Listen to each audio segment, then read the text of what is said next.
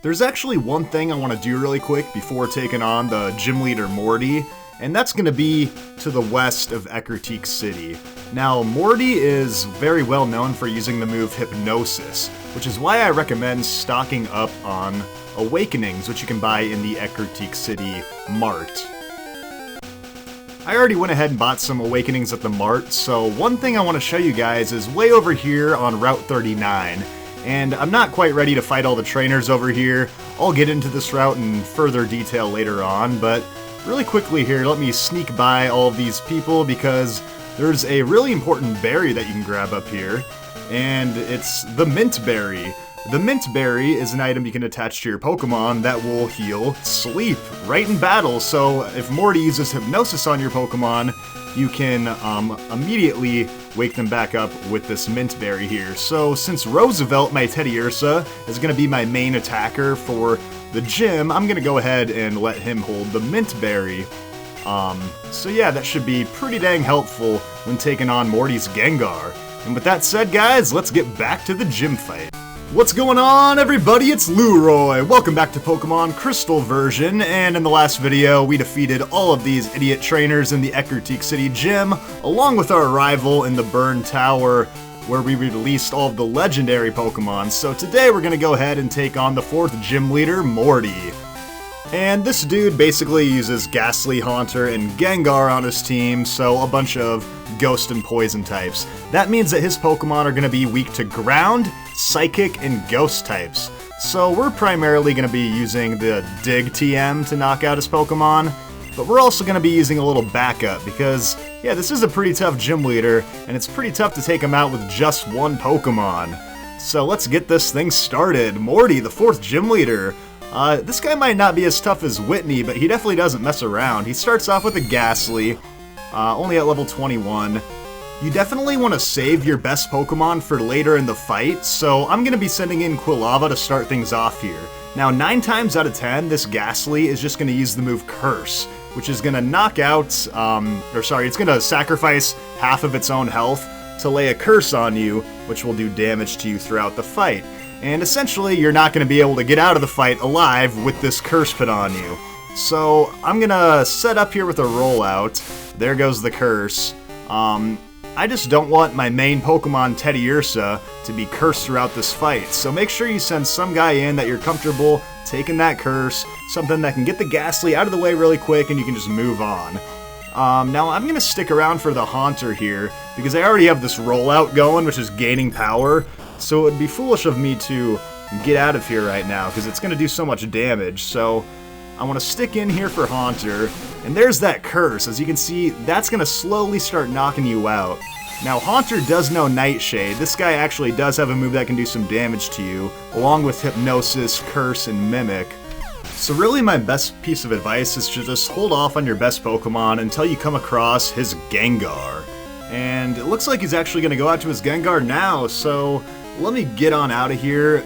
Even though I'm carrying a really powerful rollout, this Gengar is super fast and he can knock me out with just a single Shadow Ball. So now is the time to move over to Teddiursa, who, like I've been saying all this time, is going to be my main guy for this fight. So I've equipped Teddiursa with a TM for Dig, which is something you should absolutely do before taking on this gym leader. Dig is going to be one of the few super effective attacks that you can automatically get in the game before taking on this gym. Now keep in mind, I do have the Mint Berry attached to Roosevelt, so Gengar loves to use the move Hypnosis. And there he goes with the Hypnosis. It's almost going to be the move he uses every time, especially since I'm a normal type and Shadow Ball doesn't even work on me. So this is the best strategy to take on Morty, is to send in a normal type that can learn Dig, because you're almost going to be untouchable with that Mint Berry. Come in, get a super effective Dig, he cannot use Shadow Ball on you, and really, if you can avoid Hypnosis, you're going to be in good shape. And there's another miss with Hypnosis, which is great, because Gengar's main move is Dream Eater, which is going to suck away your health, but it only works when you're asleep. So if you can avoid being asleep in this battle, you're going to be in good shape.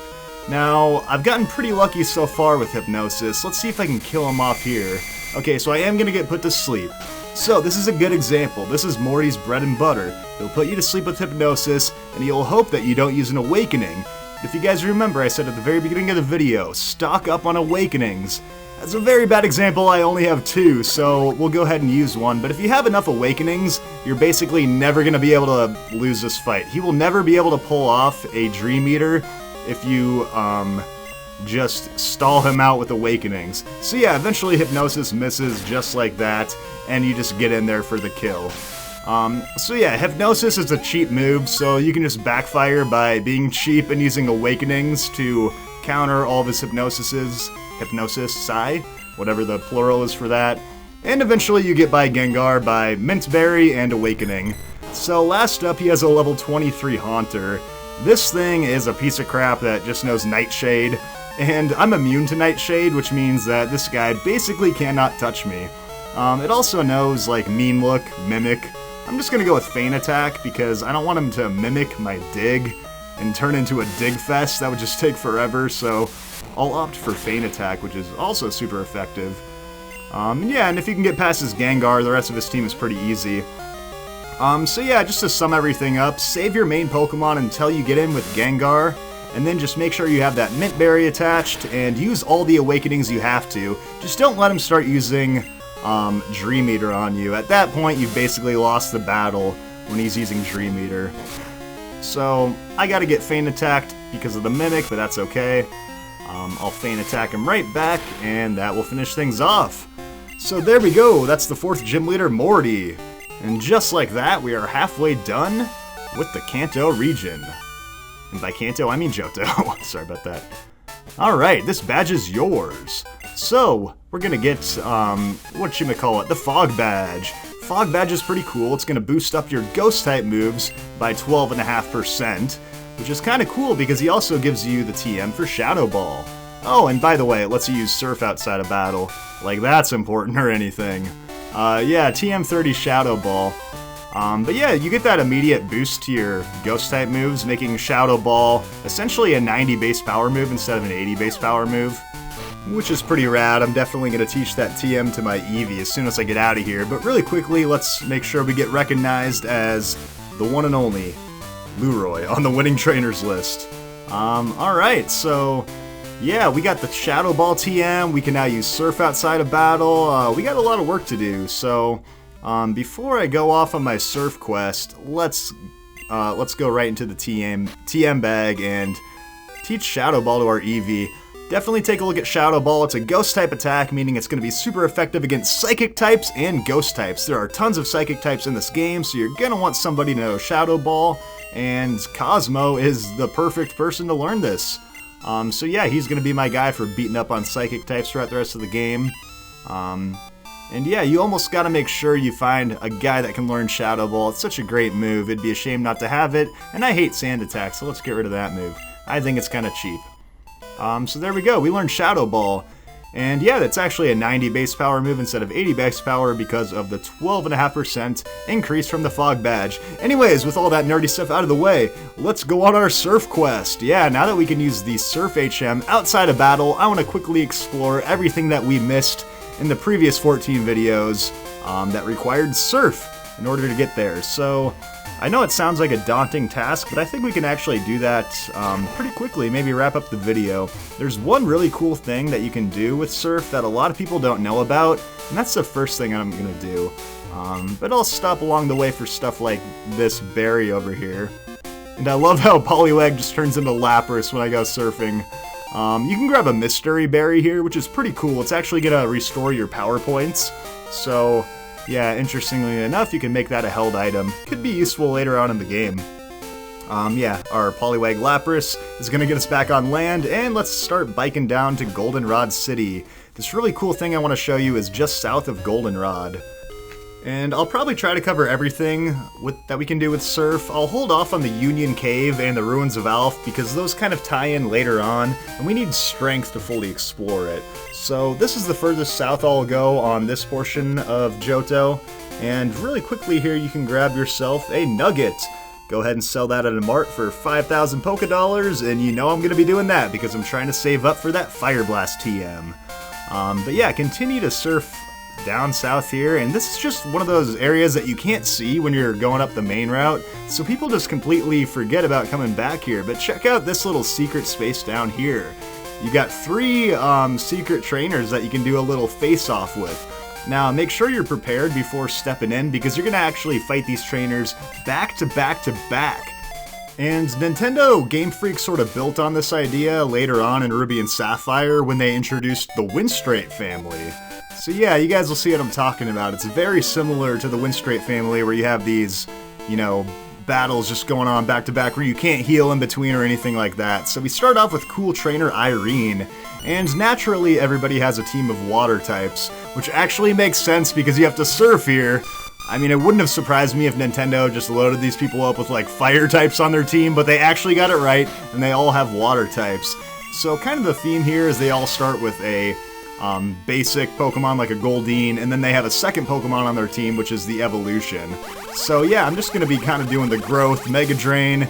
It's a perfect little training spot for Sunflora here, who's actually kind of fallen behind in levels, only at level 20. Hasn't really got a ton of action since taking on the Goldenrod City Gym all by himself. But yeah, Sunny already up to level 21 here. And we're going to finish off with a Seeking.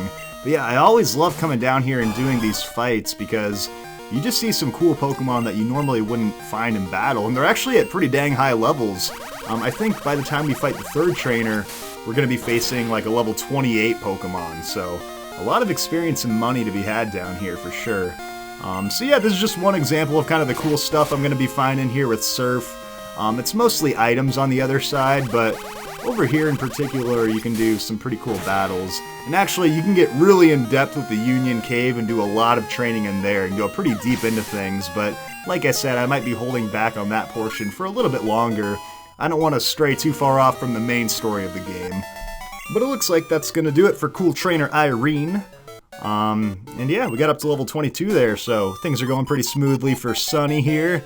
And immediately, Jen is gonna say, you can't beat Irene and go unpunished. So yeah, these people kind of remind me of the Winstraights, because they progressively get more angry as you defeat all of them and their little crew here.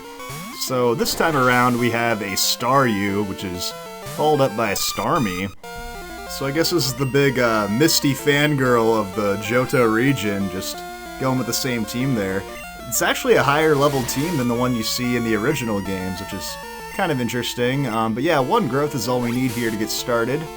And yeah, this whole kind of lineup with these water types, you can't be messing around walking in here. I mean, obviously when you have a Sunflora, things are a little bit different, but you can't be coming in here messing around. If you don't have a super effective attack on your hands, a grass or electric type, you're really going to struggle with these evolved Pokemon, the Seeking and the Starmie, and spoiler alert, the last one's a Cloyster.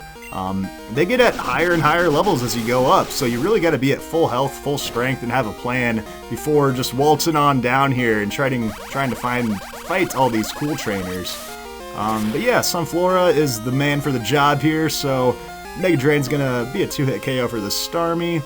And yeah, Mega Drain's just awesome because I'm never gonna have to use any healing items on Sunflora, as long as I'm just using that attack, so it's pretty great. And this last Mega Drain will easily finish things off. So yeah, we got one last trainer in this little trio, and after we defeat the whole gang of cool trainers, we're actually going to get a pretty sweet held item as a reward. And Sunny's up to level 23, nice. Yeah, started off at level 20, might be our highest level Pokemon by the end of it. Alright, so who's the last big... Oh, they actually give you a chance to heal in between here if you need it, but I don't think I need it, so let's go ahead and take on Kate. You sure were mean to my little sisters. Oh, you ain't seen nothing yet. So, let's bring out a Sunflora here to finish the job, and like I was saying, you do get a pretty sweet held item for finishing off the last trainer here. It's an item that's going to boost up one of your types, and I know what you're thinking, it's probably the one that's going to boost up your water types, but no, it's actually a soft sand, which is going to boost up your ground types, which makes absolute no sense, but whatever, I'll take it anyways. So 1 growth should do the job, and actually I might not even have needed the growth. Shellder and Cloyster have pretty crappy special defense, but they do have Aurora Beam, which is stab super effective, so I guess that's something to look out for. But yeah, this should be a 1-hit KO. Mega Drain, Poor Shelder, one of my favorite Pokemon, but unfortunately so easy to knock out. But yeah, the Shelder Cloyster line have awesome defense, and they were always one of my favorite water types from the original generation.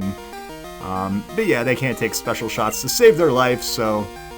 oh, and he's gonna go with a withdrawal to further boost up that amazing defense stat. Yeah, maybe Cloyster should have had a move that boosted up its special defense, because that's where it's lacking. So yeah, that'll finish the job. The poor Cloyster stood no chance. Heck, the family of cool trainers never stood a chance. And Sunny gets up to level 24. 4 level ups in 3 battles, that's pretty sweet. And that's gonna wrap things up for the Cool Trainer showdown here in the secret surfing spot, where no one even used the surf move against us.